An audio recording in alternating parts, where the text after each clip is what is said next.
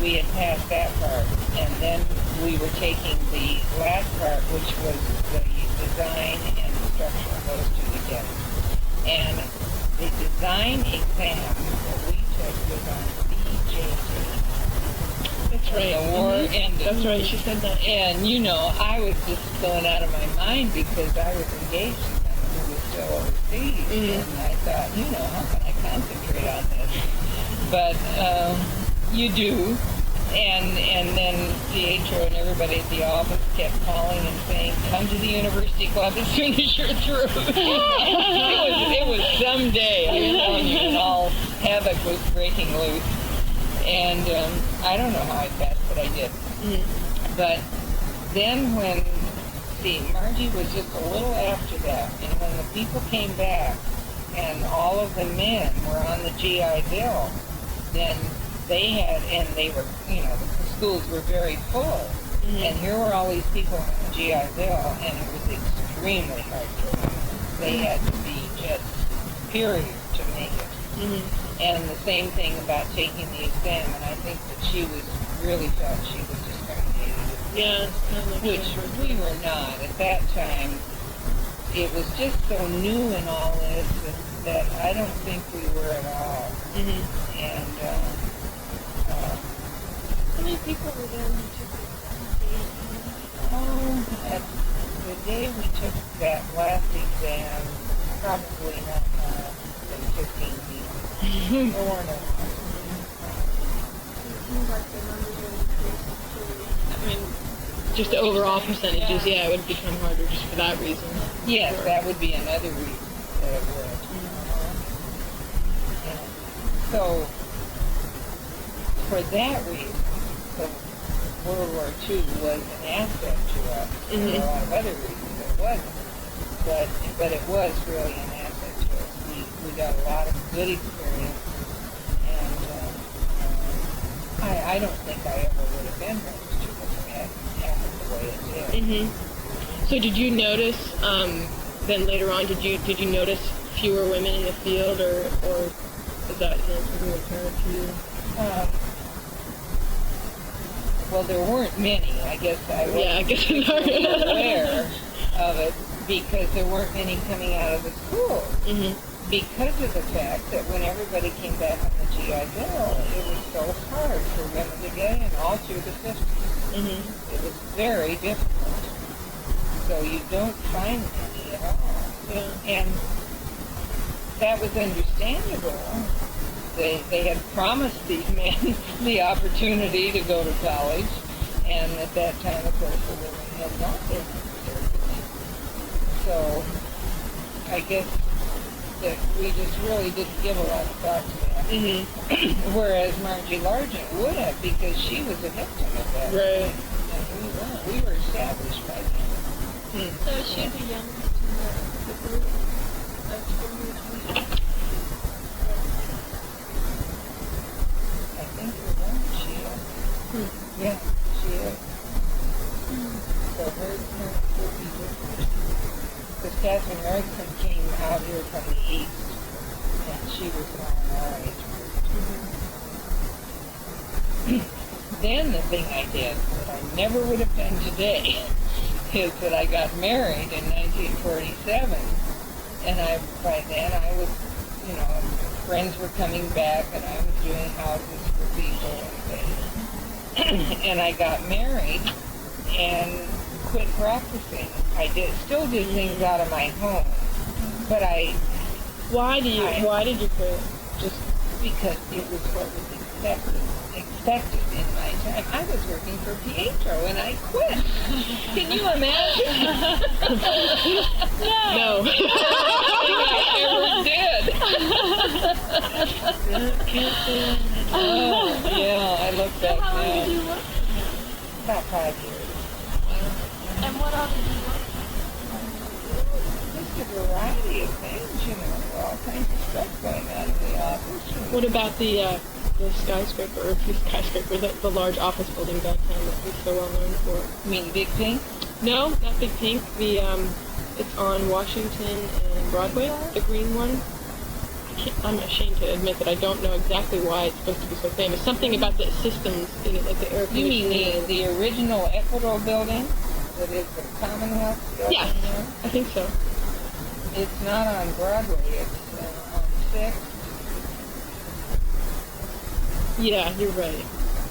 It's in that Which area. is the prototype of the first skin type. Okay, that's Is that right. the one you yes. mean? Mm-hmm. Yeah. Was that Yes, done while you was were being- there? Or? Yes, that was being done when I was in the office. Was that very controversial? Do you remember that? No, it was controversial at the time. It was innovative. Uh-huh. Yeah, and push out. And they, it also was involved with heat pumps.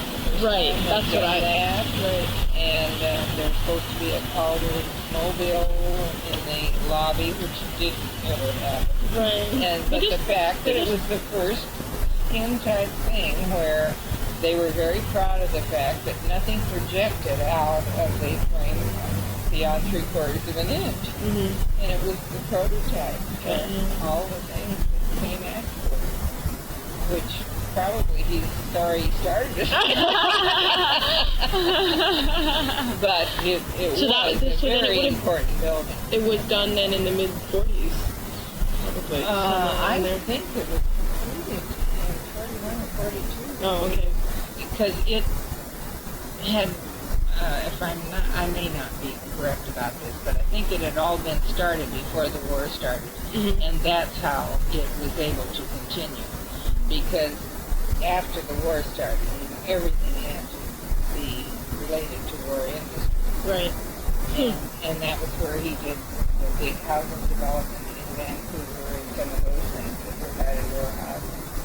Was that the largest building in Portland at the time? Or there? Because even by today's, think so. it's pretty tall. Yeah, compared to but most- when you think about well, I guess the Jackson Tower and the Civic, well, whatever it is now, the Crown White Building, a lot of those things that were done by Doyle. Oh, The yeah, I guess. office he took over were pretty good jobs. Uh-huh. Yeah, public service building, bank building, Mhm. Marjorie. Those were Yeah, all I things guess that it were looks done so by much taller Doyle. to me, but I guess probably I just because think it is. it's a more modern building. You know? Yeah, I don't think it was tall. So you But it was just very significant.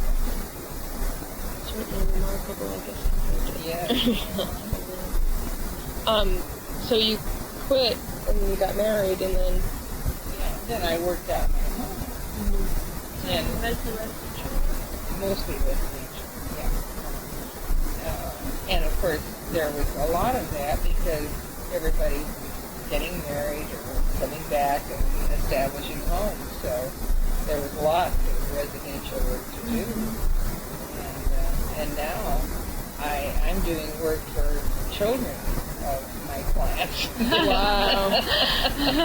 Yeah, so that's nice. Yeah, that's great to be able to say that. Yeah. So you've stayed in the same area and you have quite a large Well, yes, I've always client base. lived here. Yeah, that helps. So, a lot of people that I've known, and I've known their children since they were born, so. And I'm really trying to retire because I don't want to have to keep up on materials and stuff. But I haven't quite made it yet.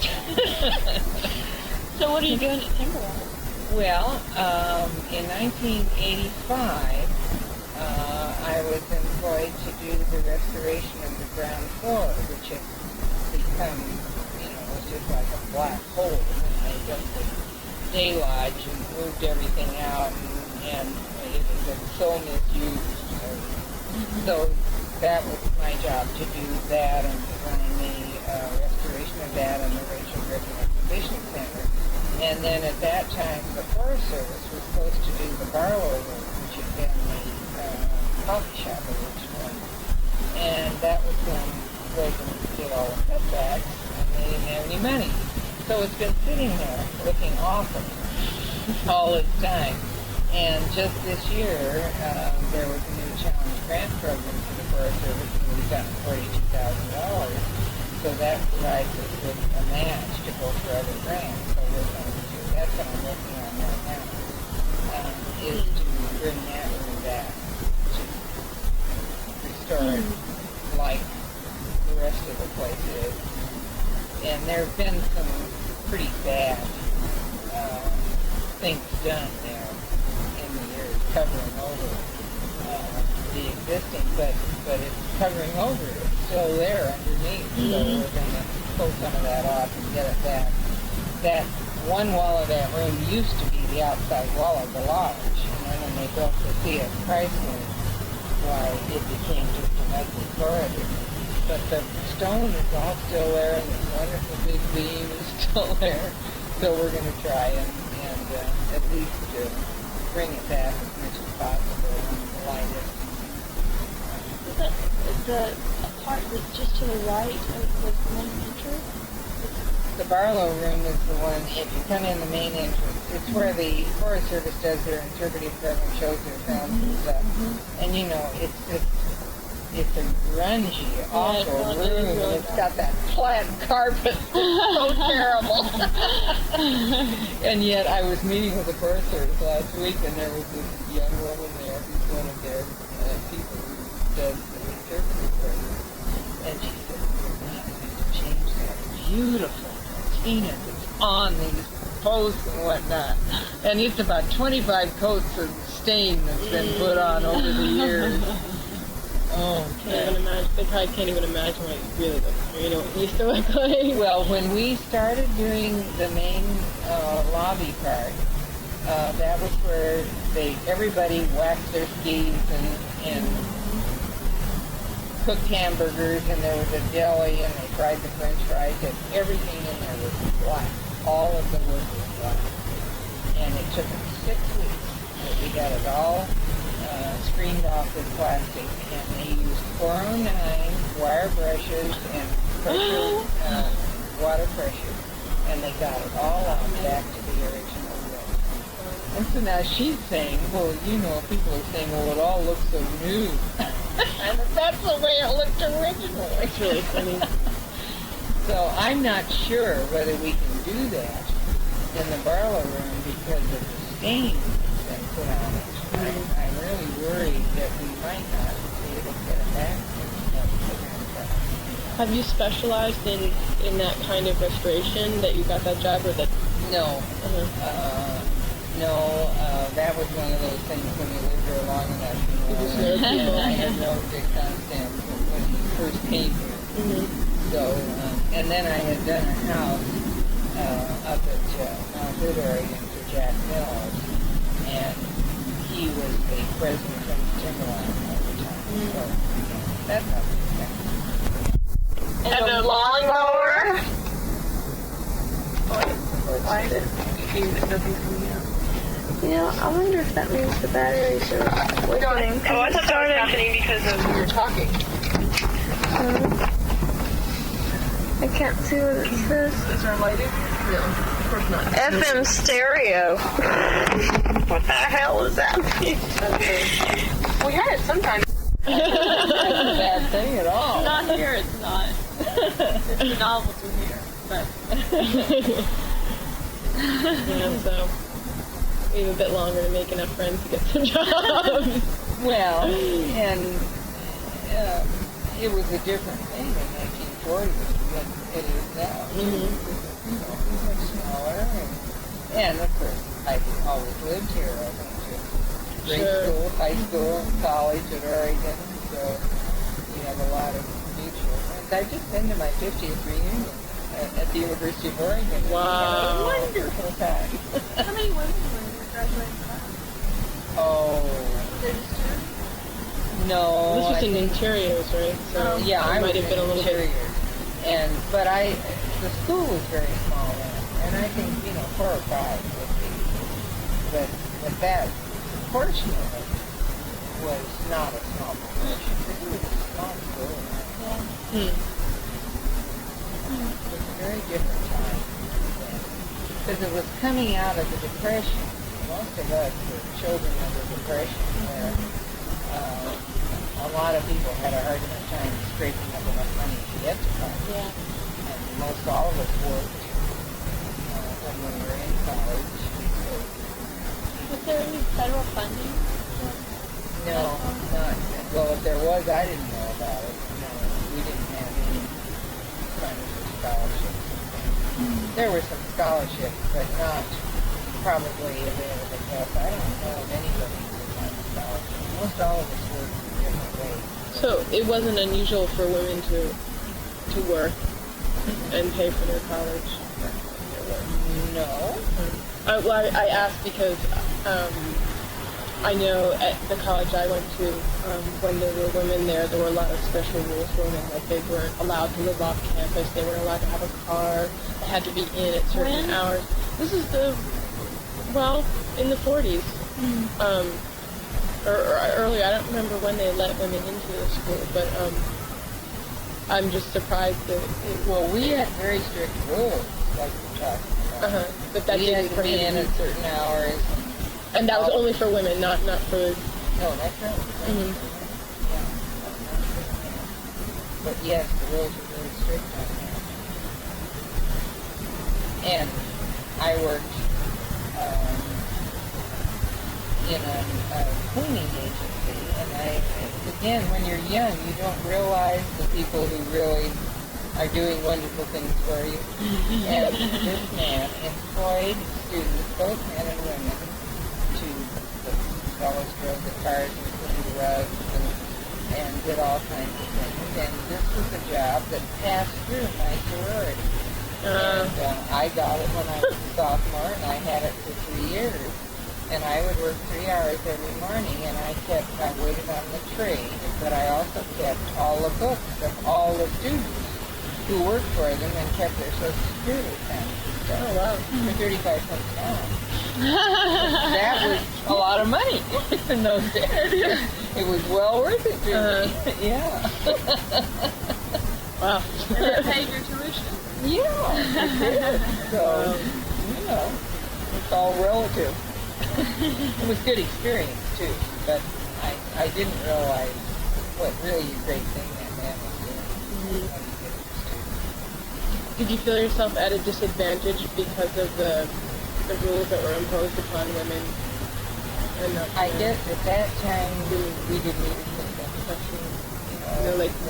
I guess probably even like being a studio, you probably had to go home at a certain hour and men could stay there all the time. Yes. To me, I can't imagine not being irate about that. Fellows could have worked. But see, it was so, at that point, nobody thought about it. Right. Yeah, it was just, you just accepted it.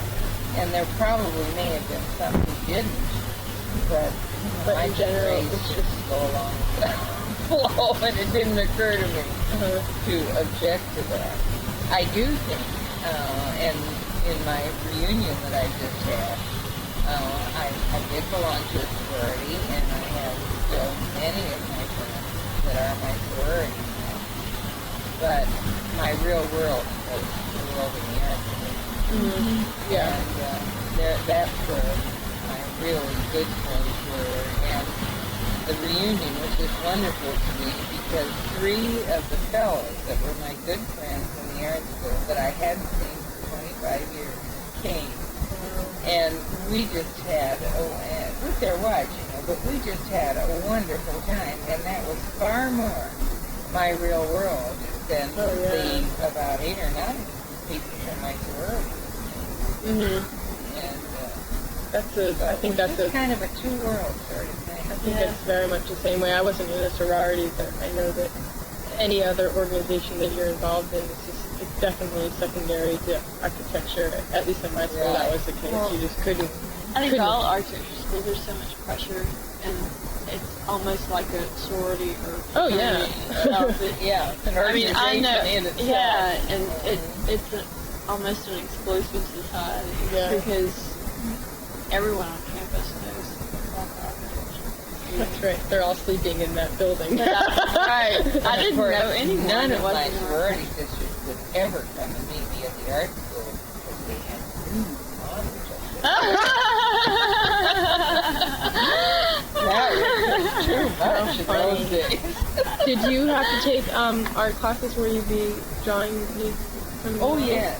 Yeah, we were required to take drawing and painting, and then quite a bit of applied art, weaving, pottery, that sort of thing. Wow, that's very different now, I think, than the program is. Is it? Not as much centered on that's pretty much what we're doing. Just we take more of the language. That's too bad. I think those are very important. Yeah. Too busy taking computers and structures and History is our technical history is quite strong. Well, we had to take that every term, all the way through. Mm-hmm. Yeah. And I happen to love it, so that didn't bother me at all. Yeah, and I still do. I'm very much involved in Did you know that during the 60s, they didn't teach it at all? No architectural history. Most of our professors did not have Cindy was telling me this, and I just could not believe it. But that period of time when they just rejected, modernism just rejects history, and so they completely eliminated it from the. That's probably why we have the work. and a lot of other ones. And a few others too. How funny. Oh no, it just always has been a tremendous interest of mine, and I have since, architects don't have a lot of money to travel, so I have managed to travel an awful lot of places through the education program that I worked on. Mm-hmm. And I've taken high school kids to Europe, and taken adults, and then I did the architect schools program because I was involved with it at the national level. And the national coordinator called and said, well, we've had a request from the Asian region of the Department of Defense schools, and they would like an architect basis. Would you like to do that? I said, sure. So I applied, and the day that I got this call from this man, who was the head of the arts and humanities for the Asian region for the Dodge schools, and he said, I'm going to be in Portland on August something or other, and I would like to interview you. Well, it happened that it was the Sunday of the second eruption of Mount St. Helens. And I was to meet him at the airport. And I went through town that Sunday morning, and it was just like everybody had died. It was all gray, awful cold. Nobody was on the street. There was just nothing. And I drove out to the airport, and of course nothing was open or anything, and he was only going to be in town for about 3 hours, and then he was going up. So I said, well, there's nothing open here. We'll have to go back downtown and see if we can find something. And the only place I could find was in Old Town. It was the Jazz the Opus, and they were open, all night. And so we sat in beanbag chairs. And he interviewed me for this job. And I thought, this is the way it is. And I had all my stuff there and whatnot. Well, he hadn't told me anything about himself until this point. It turned out he graduated from the University of Oregon in interior design about 3 years after me. And we knew all the same people. So that worked out fine. I got the job. And that was just a marvelous opportunity. I went, and that next fall, I went to Okinawa is the regional office for all of the Asian regions. So I went to Okinawa that year and worked there the whole time for 5 months, living on base and doing the architect school program in the schools for the children of the military.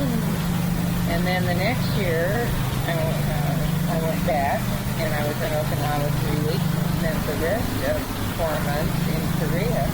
And the next year, I went back to the same thing and spent it in the Philippines. Wow. It was just a marvelous experience.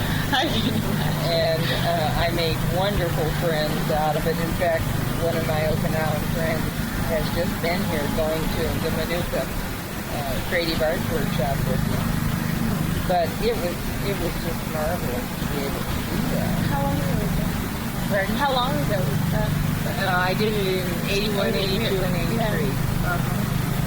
Yeah. And then I wanted to go back one more year because I had only had a brief experience around the Tokyo area. But my friend said he had a new person over him, and he said, don't you come back, because what they'll do is just run you on a dog and pony all over everywhere. And I'd had a little bit of that, and I knew what he meant. So I didn't go back. But what a non-opportunity. I would kill to do that.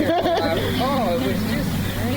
And teachers were wonderful about, because I was there long enough to know that they took me places every weekend. And I just got to see so much.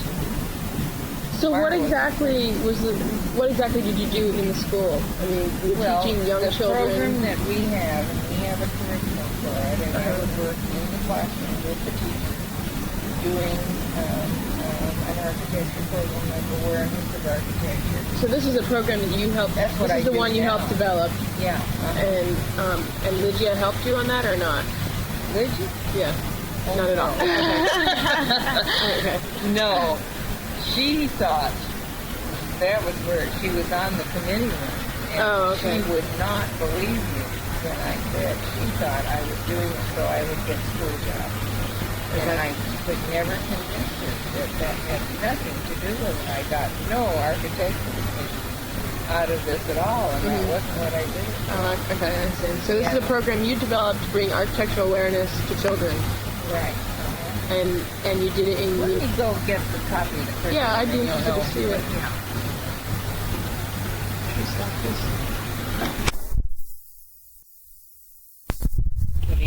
To do the first portion of this, which has evolved over a lot of years, and this gave us a chance to really work on it with a little money behind it. And so we have a series of activities that we do introducing it, and teachers can choose, and we require that the teachers must take our 2-credit course before they do this, so that they know what they're doing, and the architects too. They both have to do this. And then they choose from some of these activities, but the one that we always do is this one, where this comes out. It's been in a number of places, and one of the where I got it comes out of Betty Edwards' book in Drawing on the Right Side of the Brain. And it has to do with drawing a face, and we have them first just give them 8.5 by 11 piece of paper and say, draw me a face that's looking straight out, it's not a cartoon, and so forth. And so they do that, and then we ask them to fold the paper in the middle and have them raise their hands if the eyes are on the middle fold. Of course, nobody ever does that. And so then we have them paper fold this, and in schools you do this 2 times this way, that's the hamburger way, and 2 times this way, that's the hot dog way. And pretty soon the kids just see me coming and they start folding paper, But just to give you an example of what happens, and then we go through it step by step with them. But this is a typical example of the first drawing the kids do and the second drawing, and 20 minutes has elapsed between these two. And by making them use the grid to really look at what's going on, why it improves. Then we go through, we have 6 periods here, starting with the Native American and going through Pioneer, Victorian, the bungalow period, and the historic period, and modern. And all of the drawings are worked on this grid.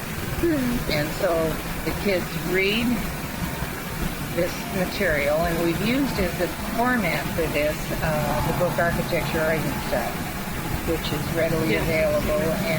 And the main reason for doing this in the first place is that most of the examples you find in other books are not representative of Oregon. They're East Coast. And these all are actual houses that are here that kids could see.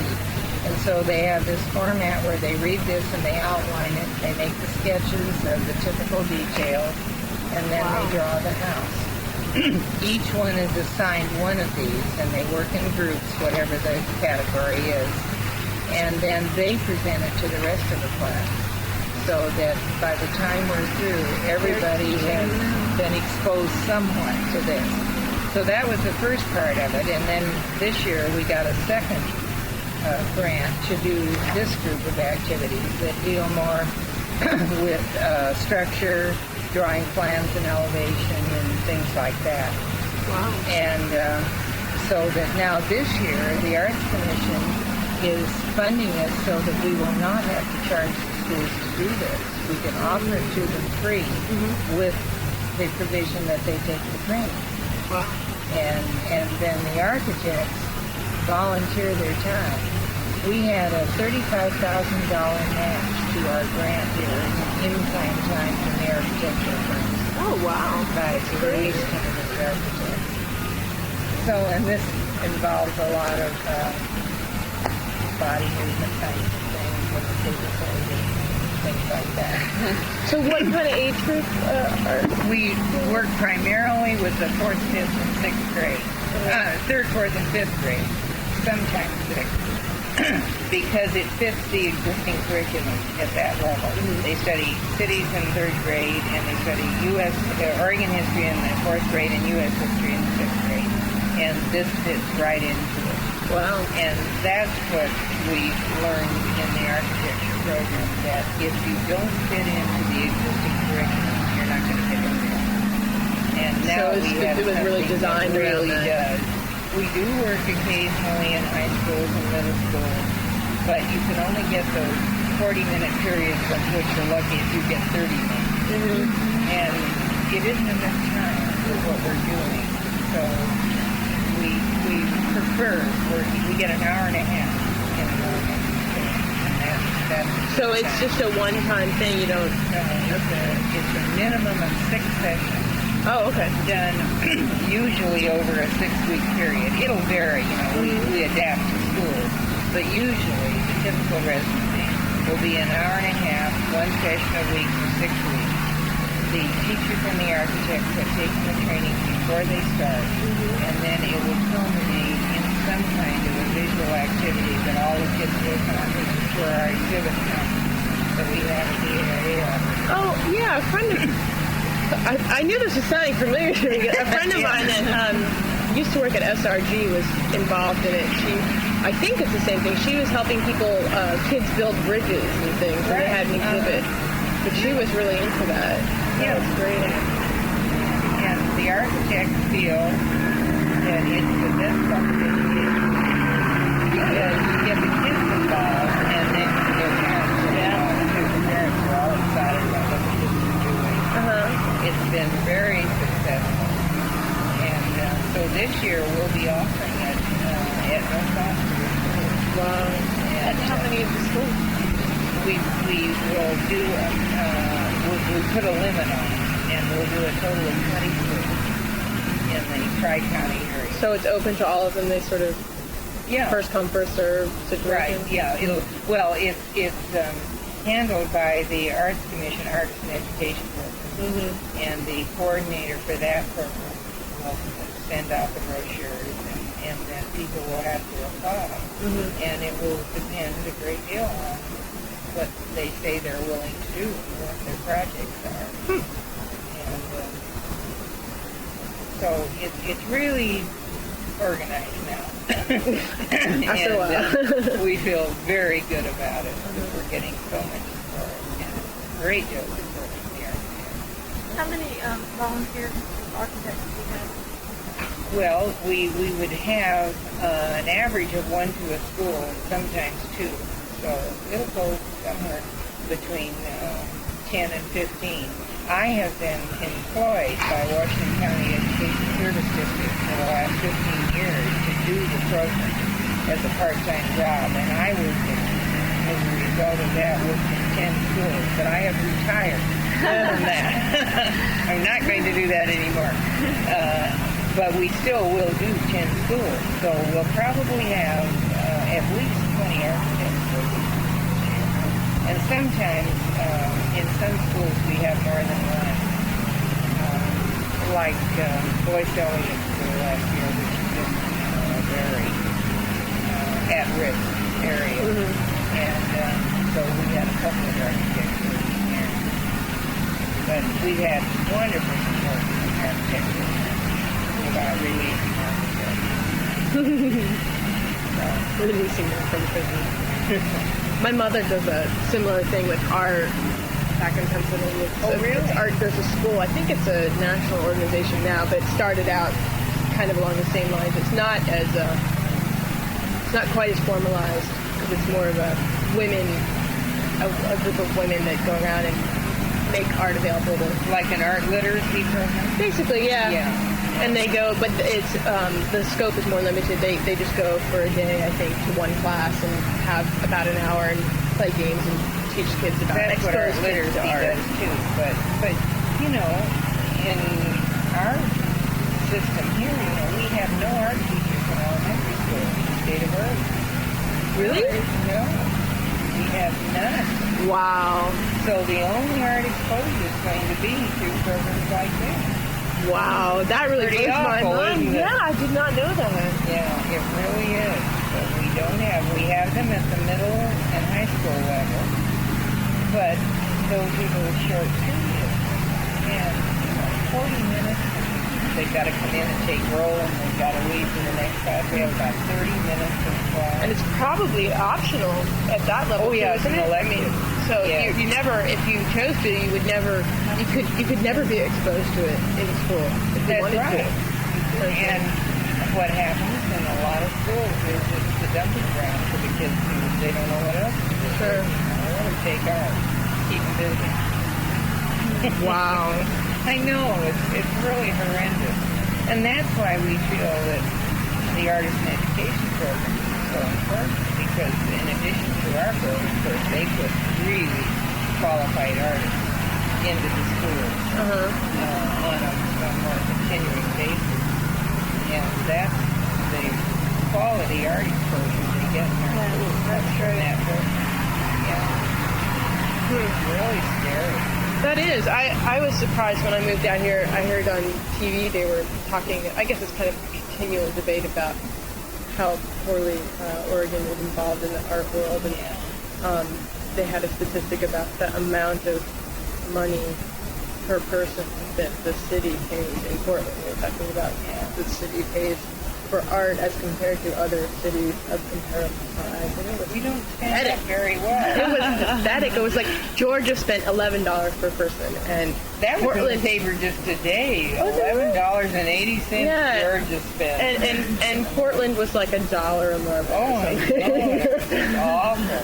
Right. Yeah. No, we have a long ways to go about this. I guess so.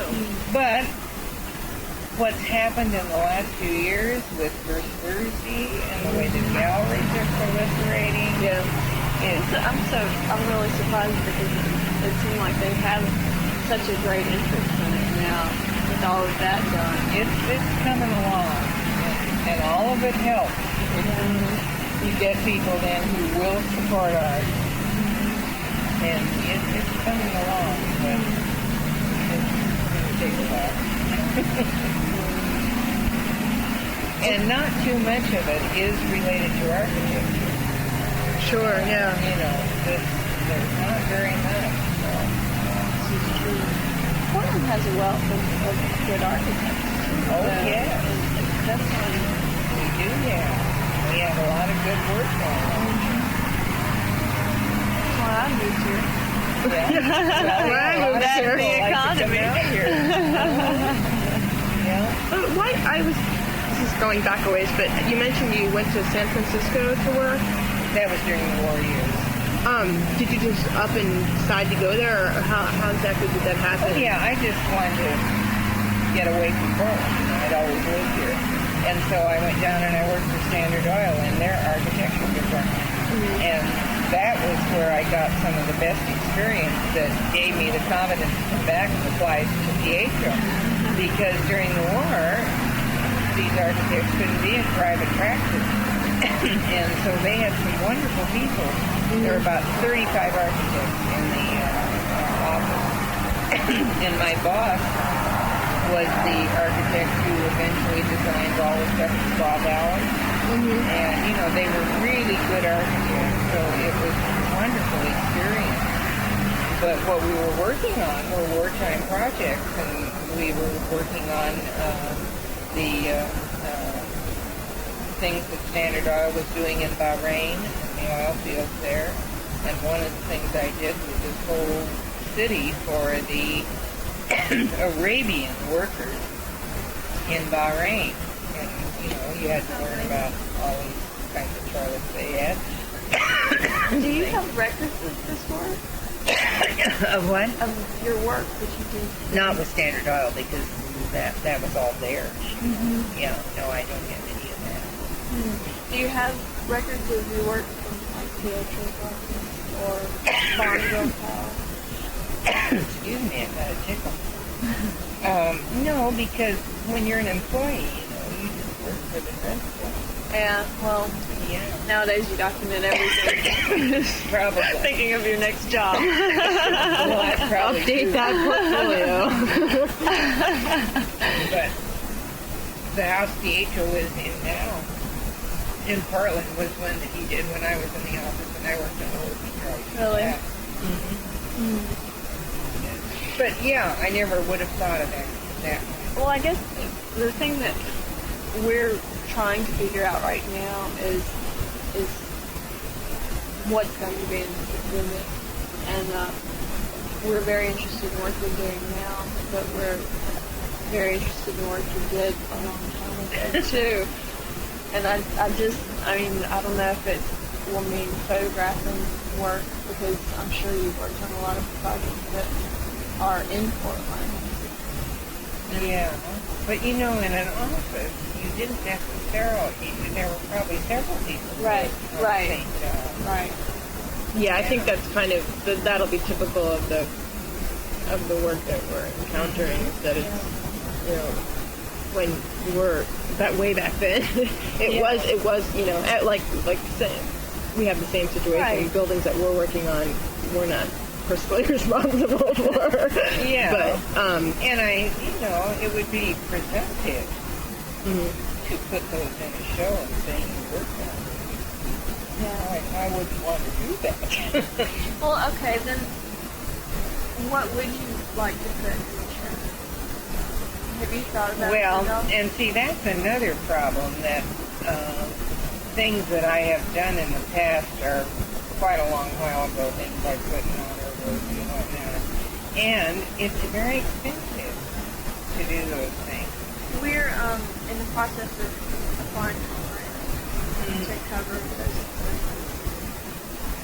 And I guess that's what we're really trying to figure out Yeah. right now is... we're saying in like an ideal situation, assuming everything works out, what kind of exhibit would we like to have, and who would our audience be, and what would best serve that kind of exhibit. And so we're looking to the people we're interviewing kind of to, at least in the beginning, maybe if you have some ideas about. Well, there are some houses that I would certainly like to include. And I would like to include Timberline. But I don't have photographs. That's of what it at the moment. we're assuming that we're going to have to That you would the do that. documentation. Right.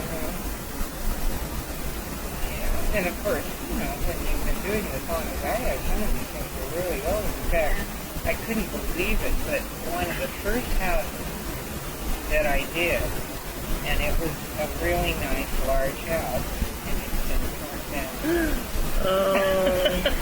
Did you just find out? Not too long ago. And you didn't have photographs and of what it?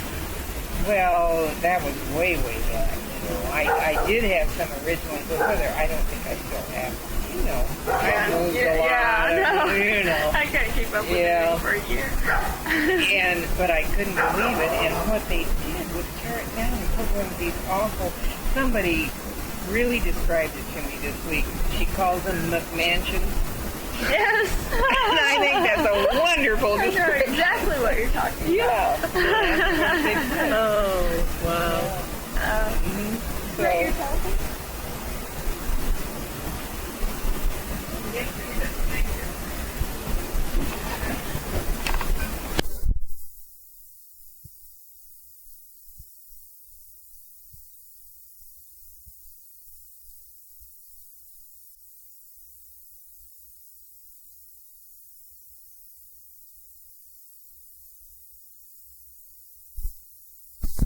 Come to visit me from out of town, the first comment is always, "Oh, that building is so awful." And I know that I felt exactly the same way when I first came here.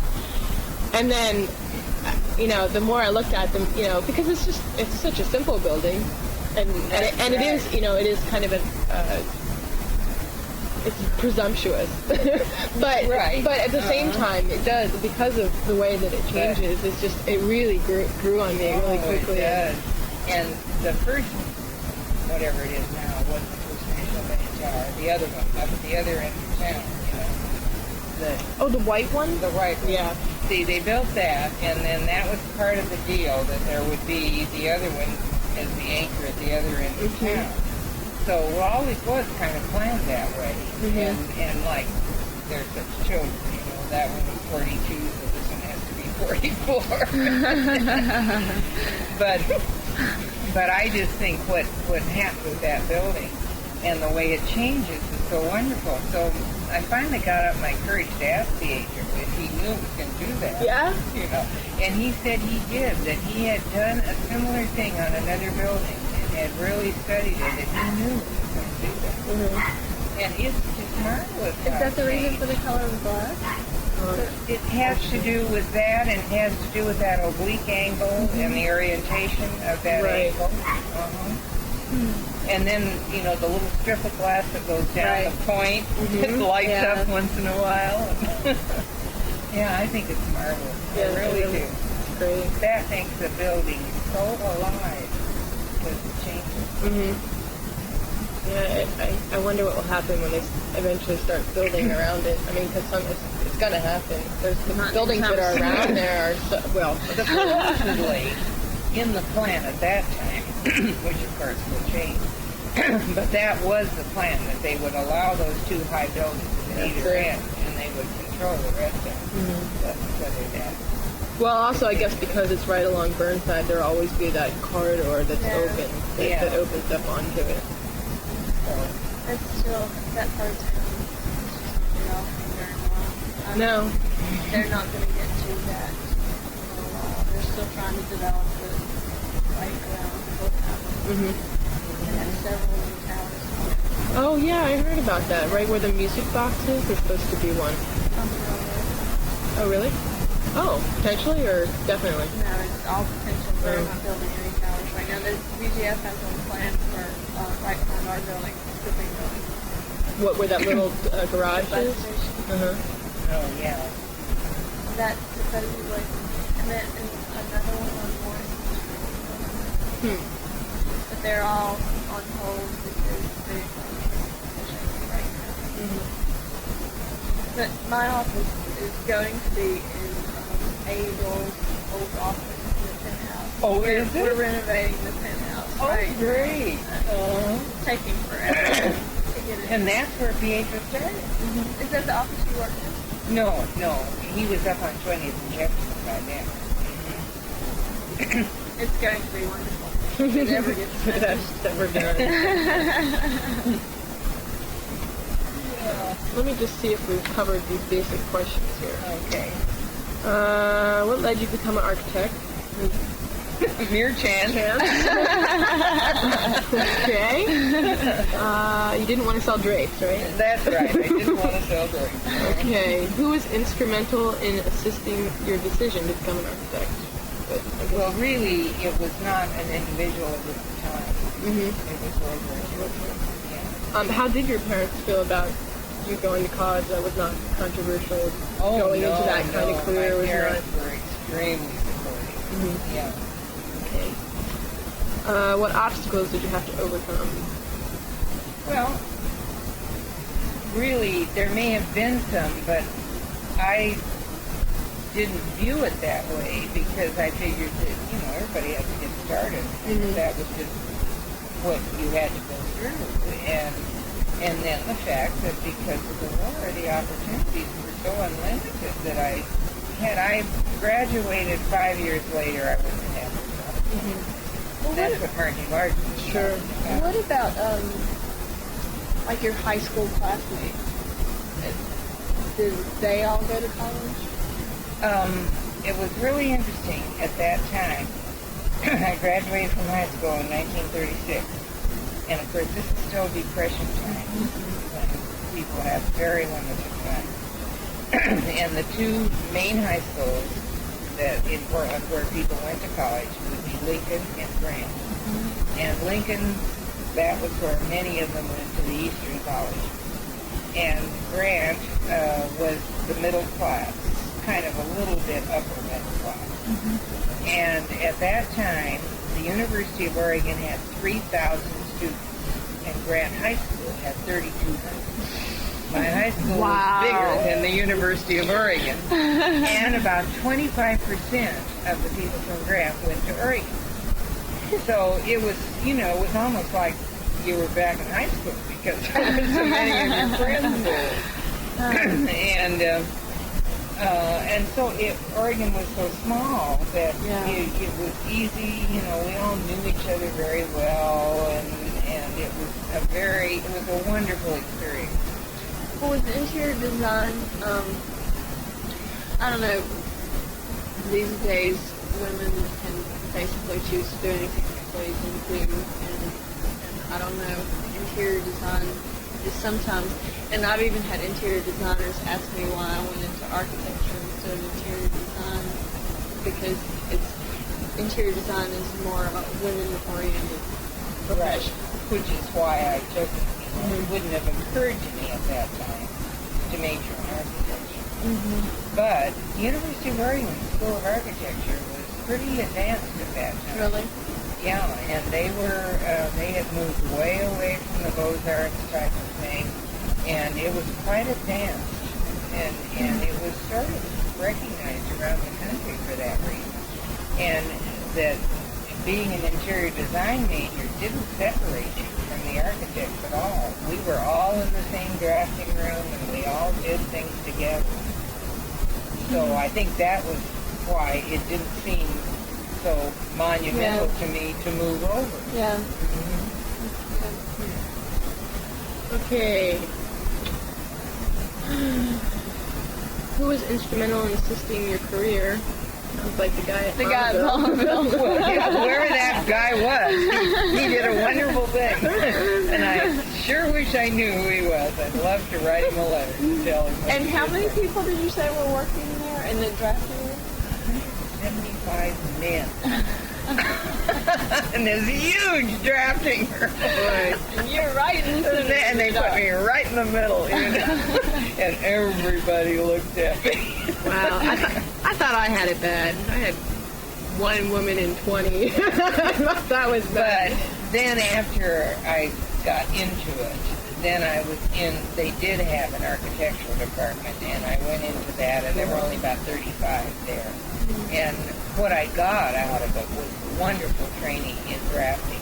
They were still drawing in ink on linen, as I told you, and you had to really learn how to do good drafting, and they taught me how to detail a window section and things like that I had never learned in school. And so it was wonderful training. And then they had to close because they couldn't build substations anymore during the war years. And so then I moved on and just did what you did then was you worked on a job until it was built. Like I worked on the blimp bases in Tillman. And I worked for an engineer, and we did that. And then that was finished, and then I went on and did something else. So I had a lot of different opportunities. Well, how many people would work on that project in particular? Was it just you and the engineer? Like a blimp base? Oh, no. There were a lot of 20 people. people in the office. Yeah. No, these were big jobs. I guess we're still thinking, I'm still trying to think in terms of projects that we could represent as your work? And I don't know, that's going to be a tricky question.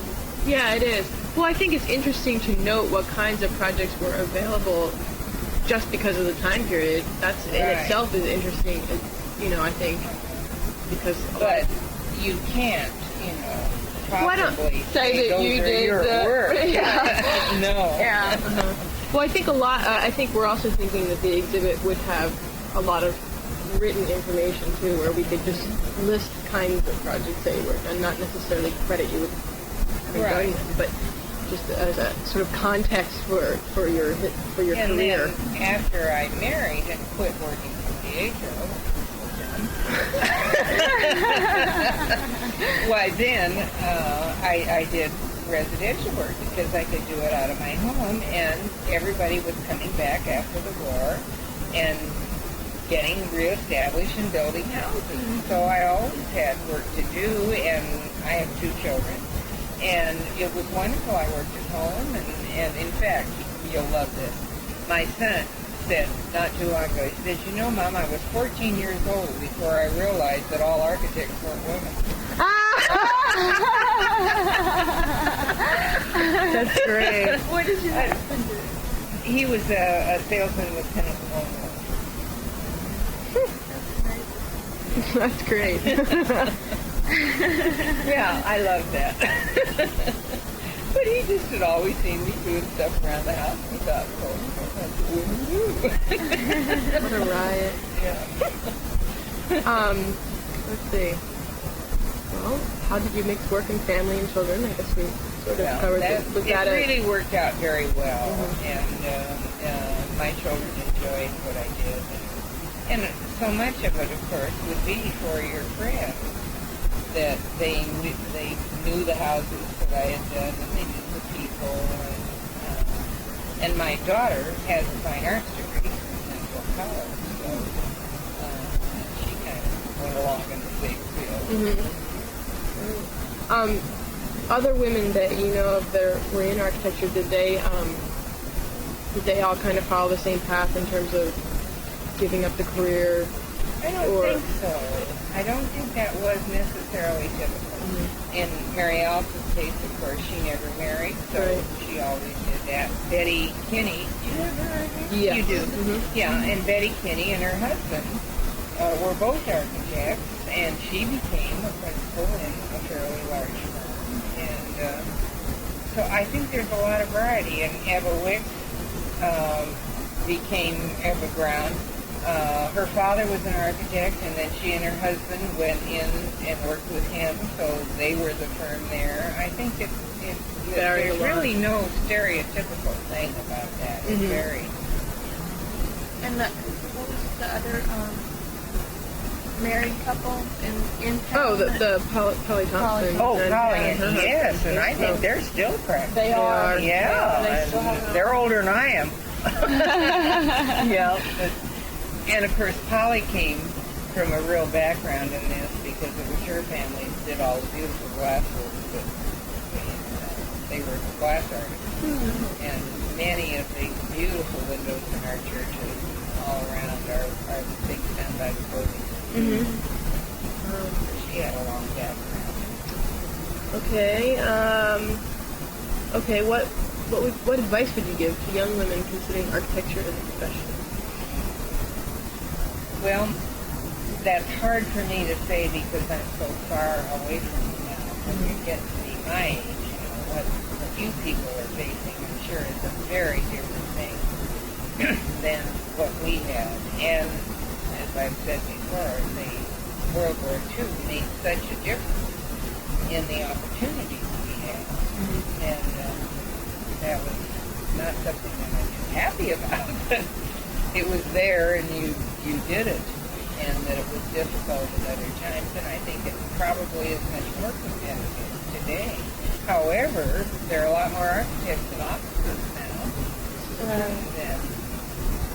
And I don't know, but it's funny because you said that you didn't think that much about it because that's just the way it was then. And now, for Glennis and I anyway, and I know it's not the case with some of the older women in our art group, But Glennis and I have been brought up where you didn't think about either.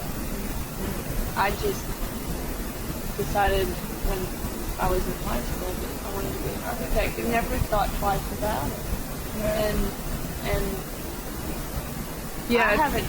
We didn't suffer from the discrimination, and I don't think, or I haven't had any experiences being discriminated against in work either.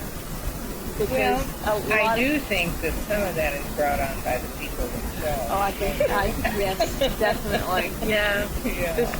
The group of women in architecture kind of just started meeting as of last year, and so that's how Teresa and I met, and we've met a lot of women, mostly women that are in their sort of early 40s, and they're the ones who are really the driving force in the group, and it's because they feel this discrimination, and I joined just to meet other women, and had no sort of personal vendetta, but a lot of the women that we've met feel this way, and that's why a lot of these questions, are kind of slanted in that direction. Right.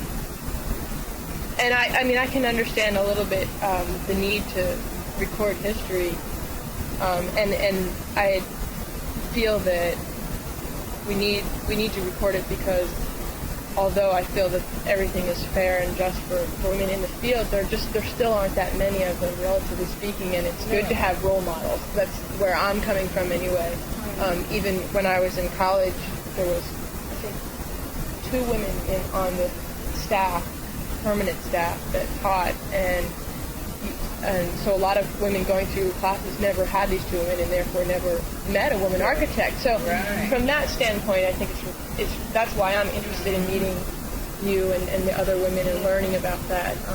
Other women want to hear war stories and want to How to prove a point. Yeah, and so we're kind of split on that. Yeah. And I guess one of the reasons that I have never had a militant feeling about it at all is that in general I have found male architects really very nice, caring people. And I value my friends among the architects very much.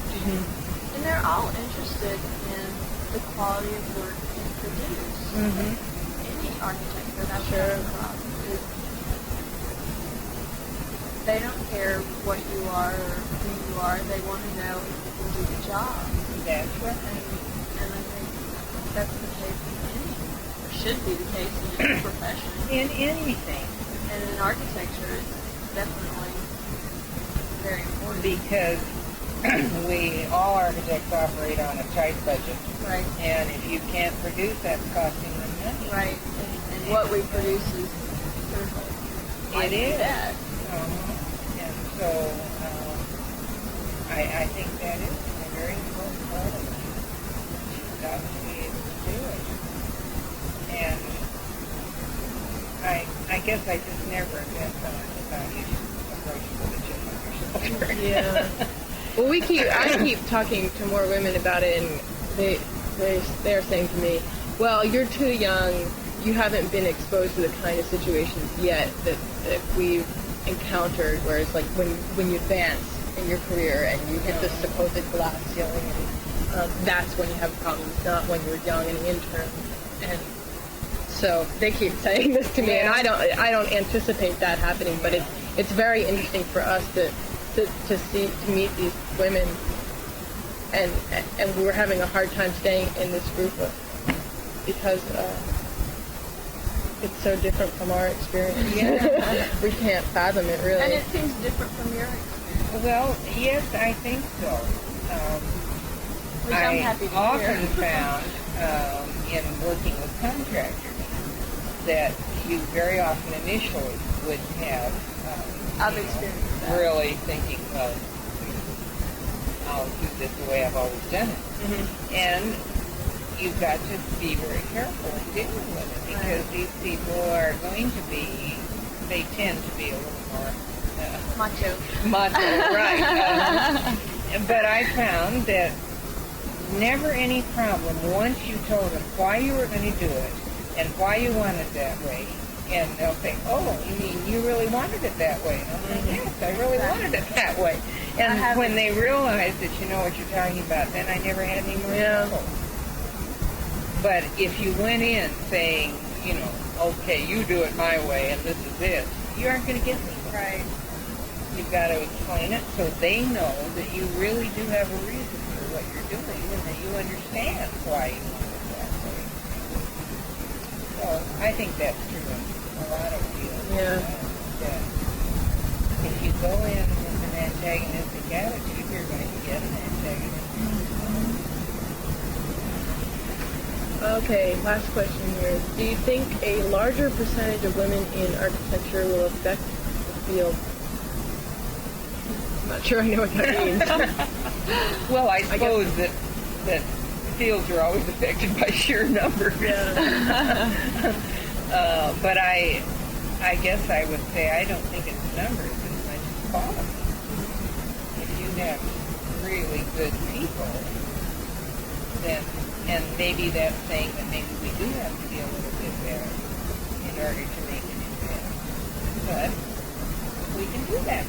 Well, why do you think that there haven't been any, other than Julia Morgan, any really noted women architects? I mean, there are a few now that are coming into that, but there are a few now. There are a few now, but it's very recently, aside from Julia Morgan, that people know as a name. That know the name. Do you have a theory about that? You know, outside of our own field, hardly anybody knows the names of architects. Really true. This is true. Among my friends. This is true. Hank Lloyd Wright, That's who I'm talking about. And you know, the part that always sort of was sad to me about Julia Morgan was she did all those wonderful things, and then she sold her soul to Hearst and did that awful thing. I know. And that's why she's noted. You know. And that's what she's noted for. That's the Not only those beautiful things she did at Shalimar and some of those other things that really were hers. I guess my question for you, architecture, for me anyway, is I see it as a really tough demanding profession, and I just wonder if I think it is for men too. I mean for you. Oh, I know it is for men too, Yeah. but I guess I just would like to know what your impression over the years has been of architecture. Well, in doing our program in the schools, we always try to do a little brief intro on architecture as a career because they like career education in schools. And so I always talk to them a little bit about it and what you have to do, what the educational requirements are. And then you ask for questions. And of course, the first one you always get is, do you get rich? No. And I immediately say, no. But of all of the architects of my friends that I know well, I don't know anyone who ever wishes they had done anything else. And I think that, and that's what I try to say to kids, to go through your life doing something that you love to do is a wonderful thing. And I think that's why we all do it. We love it, and we don't want to do anything else. And so you haven't had any regrets? Oh, no. No way. No. I think it's been wonderful to be able to do it. And I really feel that most of my good friends that are architects feel much the same way. You have to love it. You do, that's for sure. That's right. But think of all the other things you might have done that you would hate just because it made more money or something. I think to be able to go through your life loving what you do is wonderful. Life.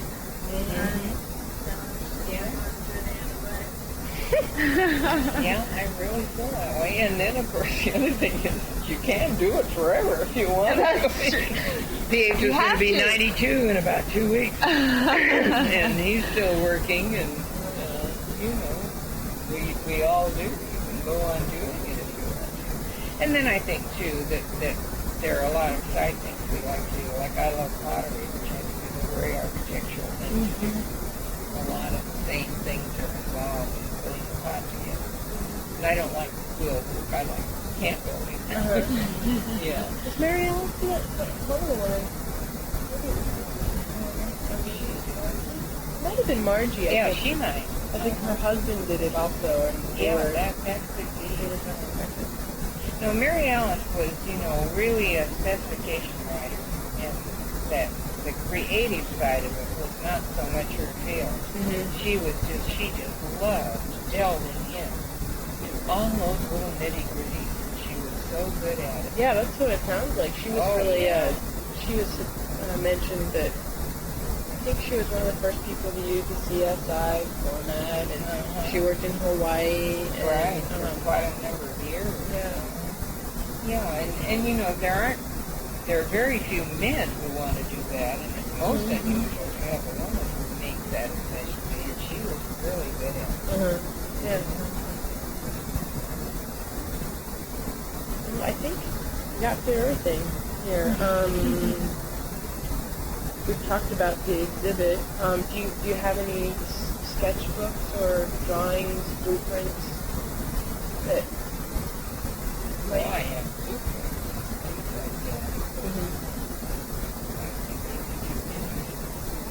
Never know. We just have to find out what's available and then decide what kind of. And of things course, would be. I've been getting rid of an awful lot of stuff because how long do you keep it? Whether you throw it out, then somebody wants it. But there are some houses that a couple I like very much.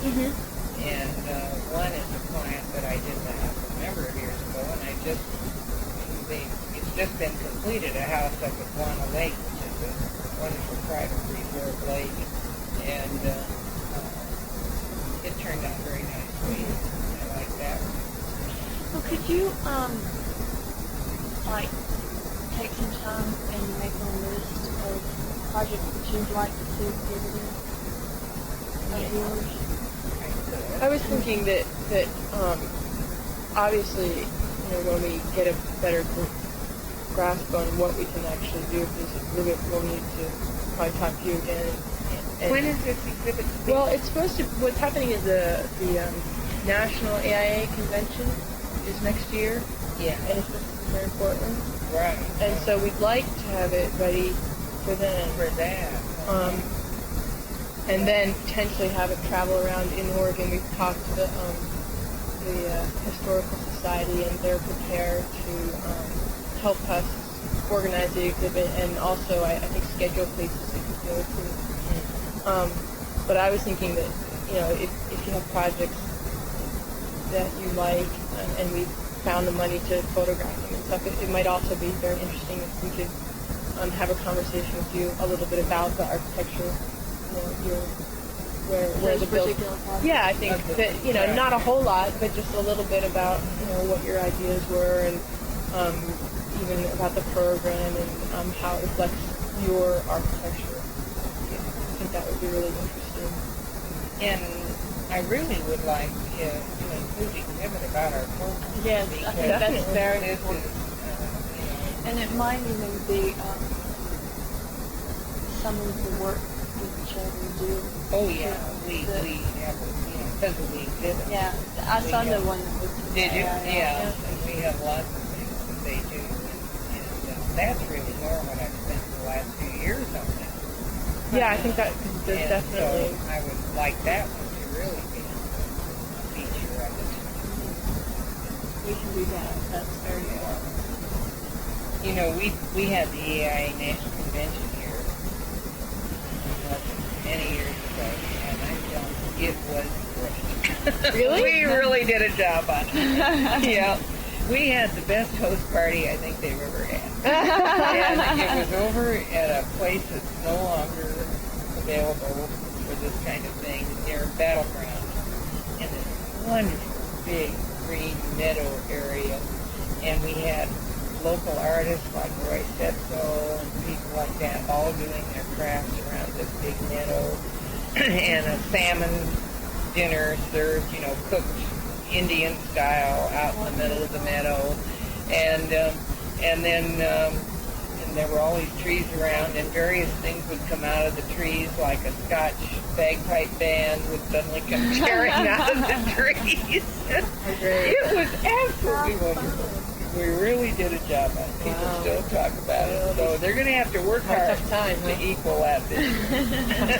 Hopefully they're not going to have it at the convention center. Oh, I They probably will. yeah, How big is well, some of it, but yeah. that the host chapter party out in the woods was just Dave Pugh was chairman, and he did a wonderful job. So, Well, I think we covered everything. I think we've taken enough of your time, really, too. Thank you for devoting your evening well, it's been nice to it. talk with you. I enjoyed it. Really appreciate it. The other thing that we have, I don't know, I think it's on there, is any kind of documentation besides drawings, but old photographs that you might have.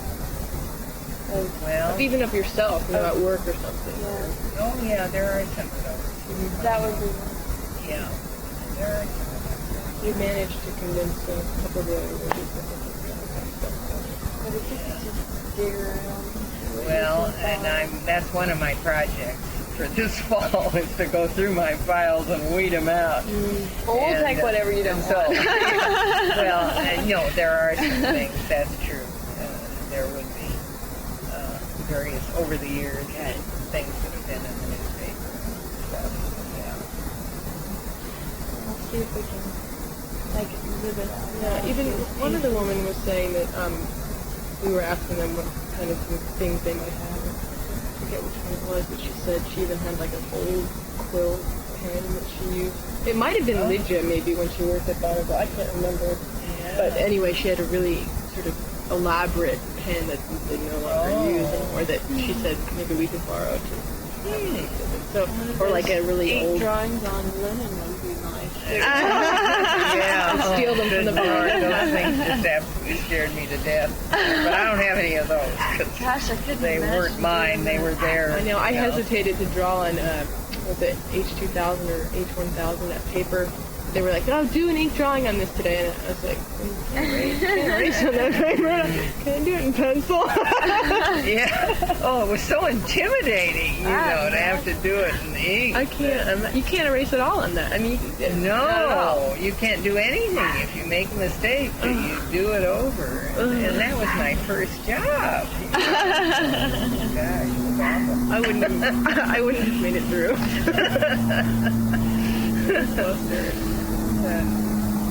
Well, Well, why don't we